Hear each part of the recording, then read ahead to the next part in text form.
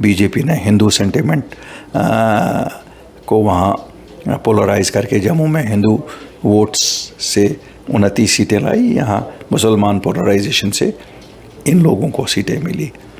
अब जो special states के लिए यहाँ पर नेशनल कॉन्फ्रेंस मानसून में जंतर मंतर पे जो प्रोटेस्ट करने जा रही है, आपको लग रहा है कि इससे कोई इम्पैक्ट पड़ेगा?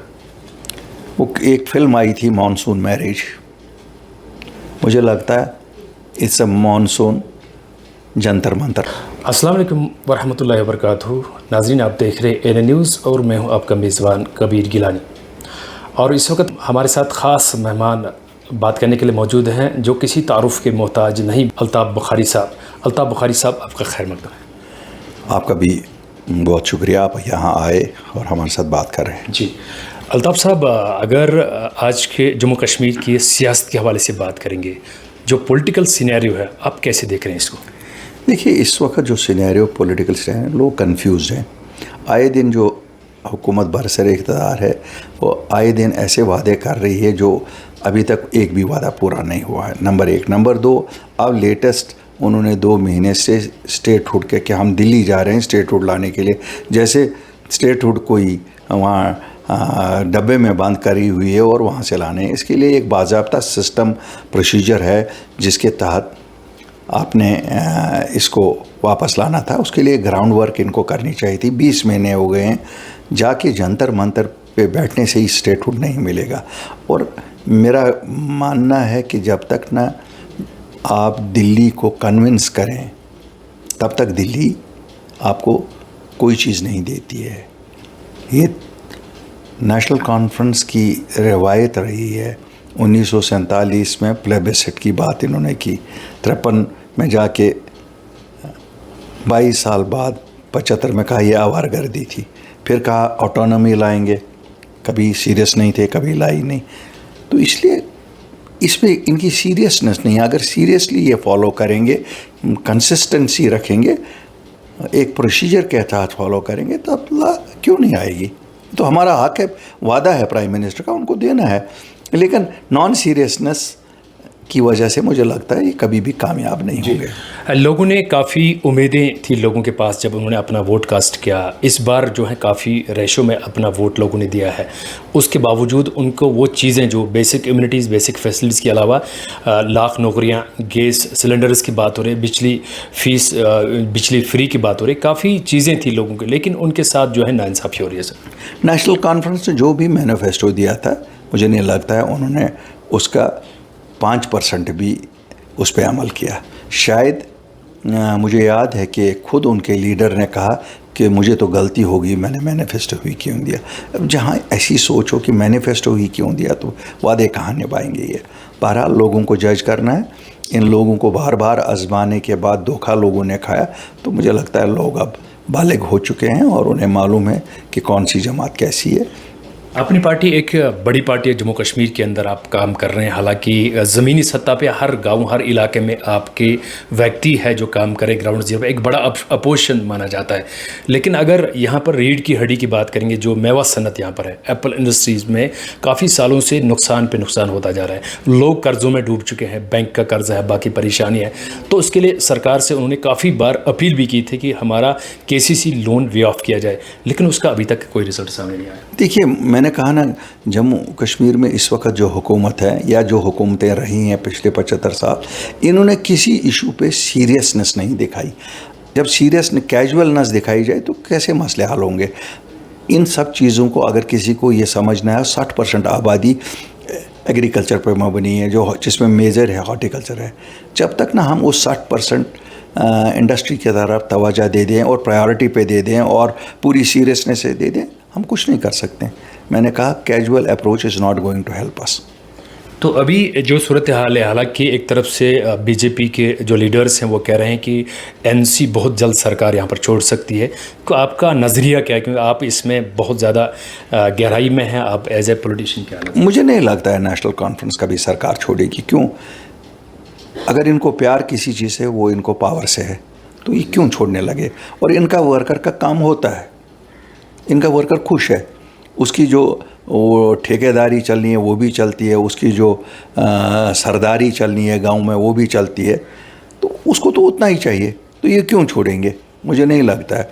हाँ, चूँकि लोग इनको क्लेमर कर रहे हैं कि आपने कोई चीज़ मैनिफेस्टो में से नहीं की, तो इसलिए ये अफवाहें उठती हैं, लेकिन मेरा मुस्तकम यकीन है कि ये हुकूमत छोड़ेंगे नहीं, नंबर 1। नंबर 2, अगर बीजेपी को ये है कि हम गैर जमहूरी तौर पे एक जमहूरी हुकूमत को हटाएं, तो हम पहले लोग होंगे जो उसकी दिफा में सड़कों पे आएंगे, क्योंकि जमहूरियत में लोगों ने वोट दिया है और किसी को हक नहीं है कि वो गैर जमहूरी तौर पे इस सरकार को के साथ हाथ भी लगाए। फ्रस्ट्रेशन है, सीरियसनेस नहीं है। ये सबसे बड़ा फेलियर है मोदी सरकार का। नीट एग्जामिनेशन में मोदी सरकार का सबसे बड़ा फेलियर मानता हूँ, क्यों लगातार दूसरे साल ये हुआ है। तो आपकी क्या मेरी उम्मीद है कि बच्चों को इस बार दोबारा वो स्थिति फेस ना करनी पड़े जो पहले एग्ज़ाम को लेके फेस करनी पड़ी।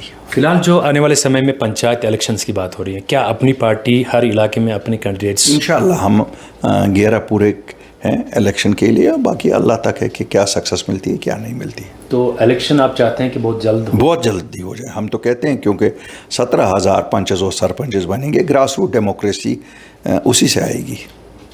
तो बाकी लोगों के बेसिक कम्युनिटीज़ की बात करेंगे। अभी भी ऐसे इलाके अफजर में है जहाँ पर पानी नहीं है, सड़क खराब नहीं, कि बिजली के खंभे नहीं हैं, तरसीली लाइन नहीं है। आप कहते हैं कि इलाके वो हैं गाँव में, मैं कहता हूँ शहरी श्रीनगर में पानी की किल्लत है।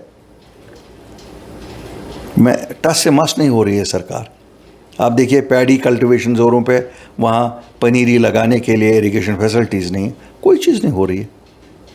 तो सरकार, आप मानते हैं कि सरकार को जो काम करना था, जो वादे किए, वो उन पे पाबंद नहीं? मैं कहता हूँ जो सरकार अगर नहीं भी होती, जो ब्यूरोक्रेटों ने काम करना था शायद वो बेटर काम करते थे। ये चुनी हुई सरकार आने के बाद उन्होंने भी काम करना छोड़ दिया।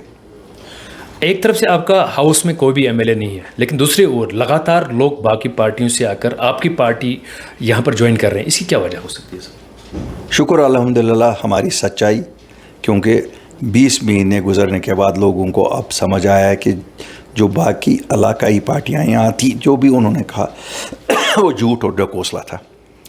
उन्होंने कहा 370 लाएंगे, उन्होंने कहा स्टेटहुड लाएंगे, उन्होंने कहा 300 यूनिट फ्री दे देंगे, उन्होंने कहा 1 लाख नौकरियां लगाएंगे, उन्होंने कहा गैस 6 सिलेंडर दे देंगे, उन्होंने कहा डेली वेजर्स को परमानेंट करें, उन्होंने कहा विडोज़ और इनको पेंशन इंक्रीज़ करेंगे। वो सब झूठ और ढकोसला था। जज्बाती नारों पे बीजेपी ने हिंदू सेंटिमेंट को वहाँ पोलराइज़ करके जम्मू में हिंदू वोट्स से 29 सीटें लाई, यहाँ मुसलमान पोलराइजेशन से इन लोगों को सीटें मिली।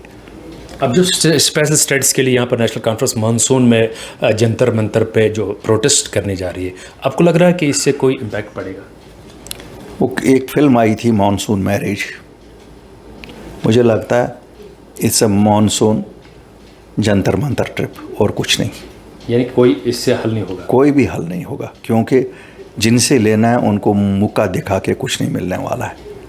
तो आप अगर वरना इनकी कोई ऐसी उनके साथ अंडरस्टैंडिंग है कि तुम जंतर मंतर पे आ जाओ और हम आपको यहाँ देंगे, जैसे 4 अगस्त को यही लोग थे नेशनल कॉन्फ्रेंस के 3 MP और उनके लीडर जो प्राइम मिनिस्टर से मिले और 5 अगस्त को 370 उठा।